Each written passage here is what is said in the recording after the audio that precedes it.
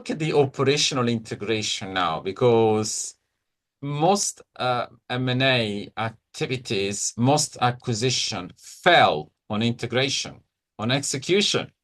So how painful is that? So, Um, I'd say the first operational risk for me is employee retention because it impacts everything. mhm. If you are not able to retain the employees and make them join and embrace, you will lose knowledge. So basically, why did you acquire this company in the first place if you bought technology that you don't know how to use? Or uh, it could be anything really. Furthermore, if you don't have the employees, you will not be able to retain the customers. So basically, you're buying I wouldn't say an empty shell, but almost. Your benefits will not be there. So, not understanding what drives employees, not understanding um, how you can welcome them and communicate with them will end up with larger problems down the line.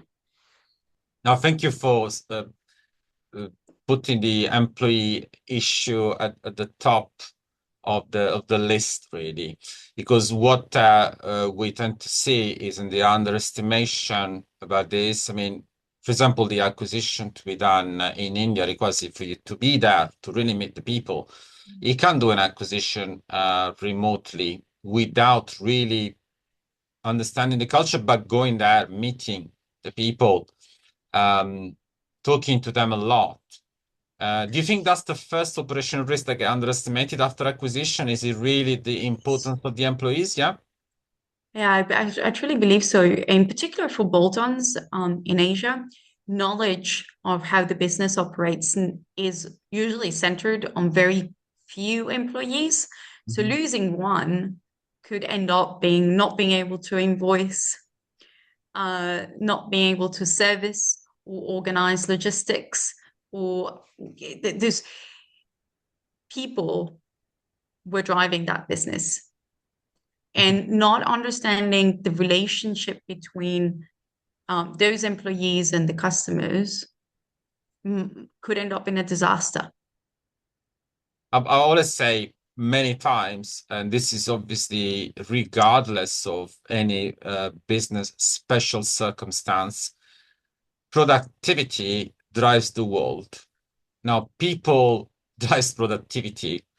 These are the two variables that make business happen, and you are validating. You're validating really how we should be stressing on this issue. When you buy a business, you should really get 100% on top of the HR, the organization chart, making sure that you plan ahead and you know how to reward employees after the acquisition. It's absolutely fundamental. As Margaret has clearly stated, as obviously confirmed, yeah.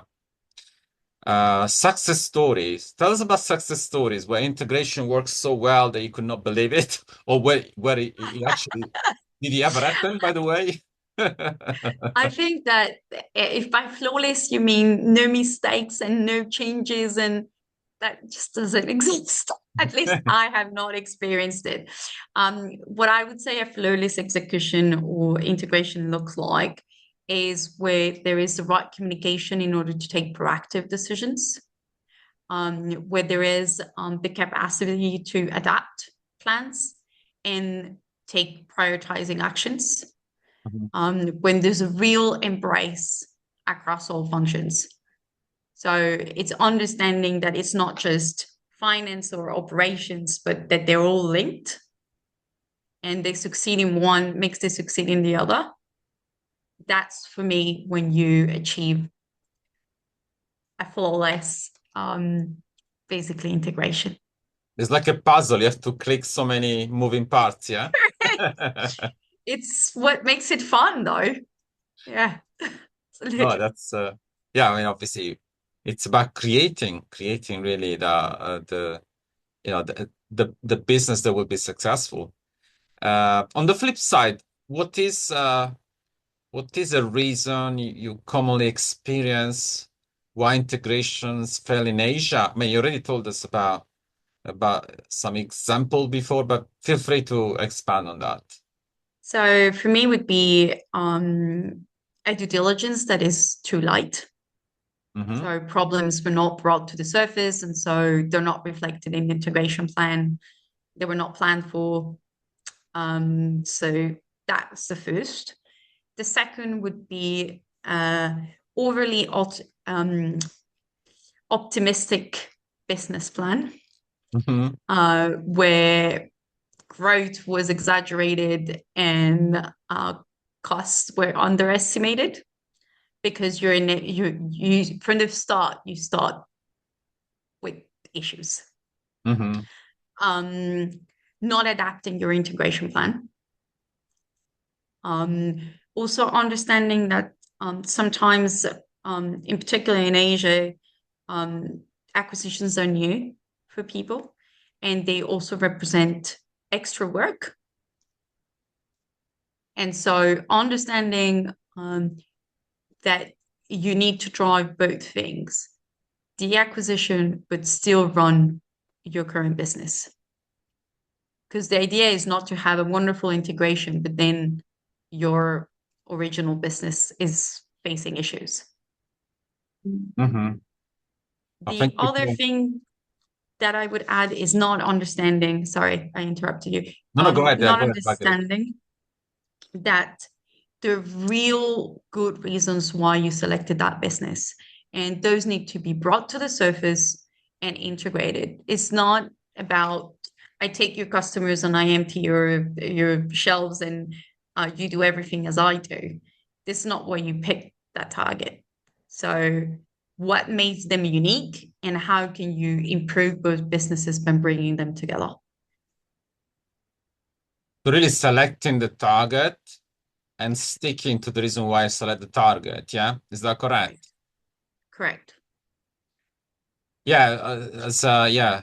So no, thank you for such an important point here because it is really crucial that we establish our expectation, and our expectation they need to they need to um, be met effectively with the right execution. We can't change. We obviously the reason why we acquire a business, we want to make sure that there is a very strong reason. That strong reason remains, uh, during the negotiation phase. But then even more, the post integration has to be done according to the initial objective. Yeah. This is such an important point you made, Margaret. Thank you so much. KPI system, I wanted to ask you this question about the alignment, because when you acquire a business, you then have obviously a business that is bigger than it was before the acquisition, but now you need to ensure that the integration includes the KPI system and the reporting structure. Tell us, how did you find this post-transaction? Sorry. I would say that in M&A, there's no one answer fits all kind of situation. So it's really understanding what are the systems that the business that you're acquiring has and what would be the challenges. In an ideal world, you want to have data on your systems as soon as possible so Mhm. that you are able to harmonize and get people on the right KPIs. But for me, there's two things. There is one, which is availability to data. And then the second is onboarding of employees on that data. And you may have the data availability on your systems, but the KPI transition should be progressive Mhm. so that the teams feel on board and they don't feel overwhelmed. If you, for example, I'm just going to give you a typical example. If you expect people that used to work for a family-owned company, and we had that in India, to get on board with service trackers and KPIs and reporting, it cannot be done overnight. Mhm. And the real, I think, side of how to do it is really highlighting the benefits to the employee. It Mhm. shouldn't be I'm imposing things on you. It should be, look, if you have this, then you're able to have more activities or you're able to sell more, or which will again increase your income. It is doing an integration right. It takes time and it takes adapting and it takes looking at the human side of people. And presumably, the post-integration phase will need to really take into account of a long period, yeah, a long period of integration. Yes. Um, for most of the transactions I worked on, we looked at their integration for the next 2 years. Mhm. There's a point with bolt-ons where the complexity is identifying which is which, because obviously when you build in synergies, which is the point, then it's difficult to split the costs. So it might be a bit of a head-cutting exercise, but we try to monitor how the business is going. And then at one point with the bolt-on, it becomes organic growth. Thank you so much. This is so educational for all of us. Really, it's very important. It's really gold information for many of us, really. Um, with your experience of doing such high number of integration in Asia. Question I wanted to ask you in general, on top of the lesson you already given us, yeah. Any more that you would like to tell us about? Any trends that we should be considering as well? I think there's going to be a lot of bolt-ons happening over the next few months. Obviously, the geopolitical environment is changing things.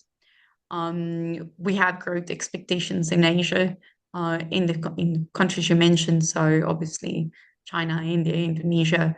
Um, but I also believe in countries like Vietnam. So I think Asia is a very interesting and exciting region to be working in, with a lot of opportunity coming our way. But as always, opportunities need to be studied and they need to be accordingly planned and strategized. And you think that bolt-ons are still the dominant strategies for growth in Asia? Things are shifting maybe. So tell us about your view. For me, in terms of volume, yes, because people will use bolt-ons to lower the risk. Okay. I believe there will be a few strategic big ones Mhm. with everything that is happening geopolitically. Yes. Yeah, geopolitics is obviously a very interesting variable, I should say. Uh, yeah, we got really big changes in terms of yeah the geopolitics which are dictated by the economy end of the day. So when we see the economy developing, we will see the geopolitics following, of course, yeah. So it's such an interesting place to be. But yeah, the lesson you've given us on operation integration are really valuable, Marguerite. This is so valuable for many of us because as we often have experience in the history of business, really, integration is unfortunately where most M&A will fail. And the question, the thought that we have is how bad is that? Because it is so bad to work so much on an acquisition, but then obviously invest in money, invest in energy, invest in time, but then to see it failing on execution is something that we should all really think about avoiding.